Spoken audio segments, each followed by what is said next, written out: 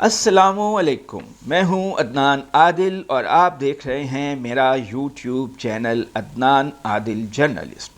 آج ہماری رپورٹ کا موضوع ہے افغان طالبان کی حکومت کے انڈیا سے بڑھتے ہوئے باہمی تعلقات۔ دوستو، گزشتہ ہفتے انڈیا کی وزارت خارجہ کے ایک اعلیٰ افسر کی قیادت میں ایک بھارتی وفد کابل گیا۔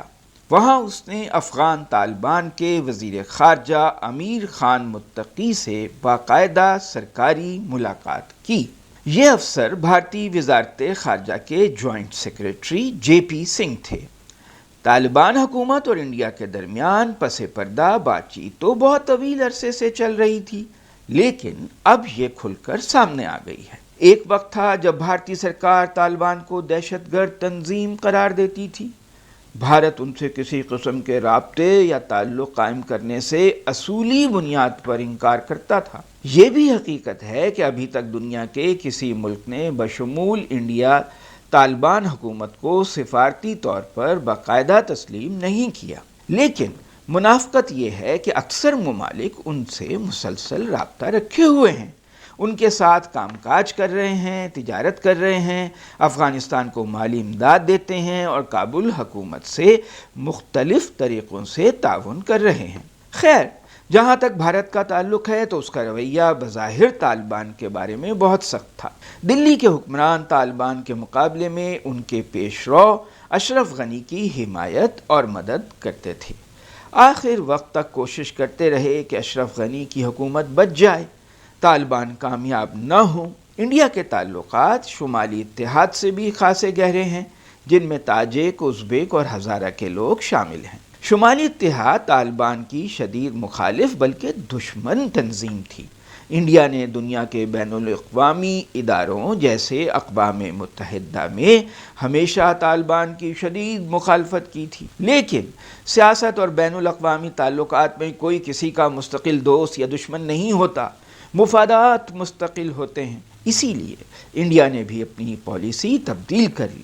گزشتہ سال اگست میں طالبان کی حکومت قائم ہوئی تھی۔ انڈیا نے دیکھا کہ 9 ماہ گزر گئے، طالبان کی افغانستان پر گرفت مضبوط ہو گئی ہے، وہ اب اس ملک کے اصل حکمران ہیں۔ طالبان کے مخالفین اور دشمن انہیں اقتدار سے نکالنے کی پوزیشن میں نہیں، لہٰذا اب ان سے معاملات کرنا ہوں گے۔ دوسری طرف افغان طالبان نے بھی ماضی کی تلخیاں بھلا کر انڈیا کو خوش آمدید کہا۔ طالبان چاہتے ہیں کہ دنیا کے ممالک انہیں جائز حکومت تسلیم کر لیں، ان سے سفارتی تعلقات قائم کریں، ان کی عالمی برادری میں تنہائی ختم ہو۔ اس مقصد کی خاطر اس سے اچھا کیا ہوگا کہ خطے کا سب سے بڑا ملک انڈیا ان سے براہ راست بات چیت کرے۔ دوسری طرف انڈیا کو یہ خطرہ تھا کہ طالبان کے حکومت سنبھالنے کے بعد افغانستان میں کشمیر حریت پسند اپنے ٹھکانے بنا لیں گے، وہاں عسکری تربیت حاصل کریں گے اور مقبوضہ کشمیر میں پرتشدد سرگرمیوں میں تیزی آ جائے گی، لیکن اب تک ایسا نہیں۔ انڈیا مطمئن ہو گیا ہے کہ طالبان مقبوضہ کشمیر میں اس کے لیے کوئی مسائل پیدا نہیں کر رہے، ان سے تعلقات بنانے میں کوئی حرج نہیں۔ شروع میں انڈیا اور طالبان حکومت کو قریب لانے میں اسلامی ملک قطر نے مرکزی کردار ادا کیا۔ دوحہ میں فریقین کے درمیان بات چیت کروائی۔ امریکہ نے ان پس پردہ رابطوں میں سہولت کاری فراہم کی۔ بالآخر برف پگھل گئی۔ حالیہ ملاقات میں انڈیا نے بظاہر یہ بہانہ بنایا کہ وہ طالبان کو انسانی بنیادوں پر مدد فراہم کرنا چاہتا ہے، اس لیے رابطہ کیا گیا۔ تاہم معاملہ زیادہ گہرا ہے۔ چند روز پہلے افغان وزیر دفاع ملا یعقوب نے انڈیا کی ایک نیوز ایجنسی کو انٹرویو دیا۔ اس میں انہوں نے کہا کہ طالبان اپنے فوجیوں کی ٹریننگ کے لیے ان فوجیوں کو بھارت بھیجنے کو تیار ہیں۔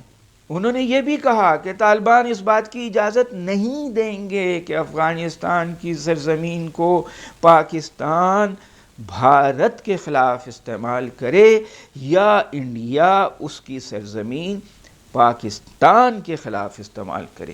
یہ بڑا اہم بیان ہے۔ اس سے پتہ چلتا ہے کہ کابل اور دلی کے درمیان رابطہ صرف انسانی ہمدردی کے معاملے پر نہیں ہوا، بلکہ دونوں ملک گہرے تعلقات قائم کرنے کی طرف جا رہے ہیں۔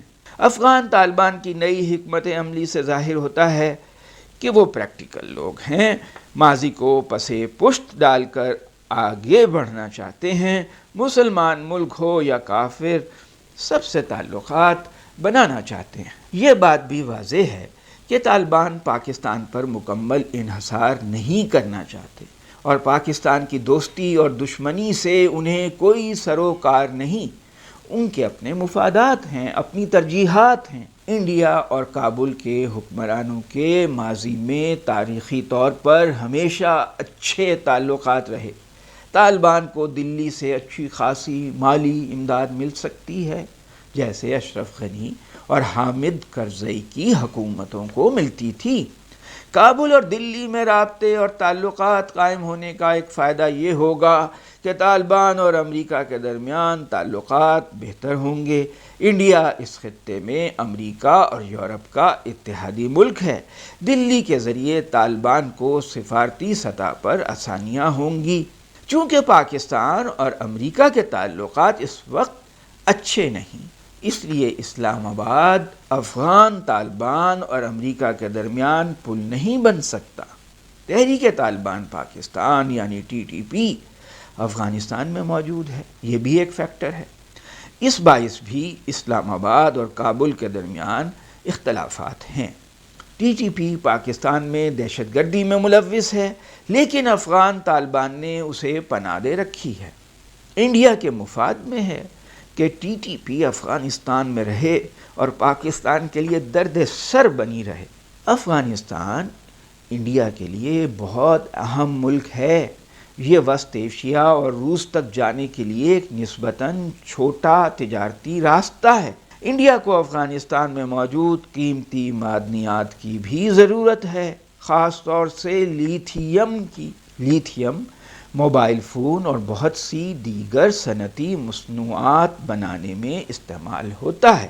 افغانستان میں اس کے وسیع ذخائر ہیں، خاص طور سے غزنی میں۔ انڈیا اگلے 7-8 برسوں میں موبائل فون بنانے میں چین کو پیچھے چھوڑنا چاہتا ہے، اسے لیتھیم کی اشد ضرورت ہے۔ اس طرح انڈیا کے افغانستان میں طویل مدتی مفادات ہیں۔ طالبان کی حکومت ہو یا کوئی اور، ان سے رابطے استوار رکھنا دلی کے حکمرانوں کی مجبوری ہے۔ تو دوستو، آپ نے میری رپورٹ سنی، اب آپ میرے چینل کو سبسکرائب ضرور کیجیے گا۔ شکریہ۔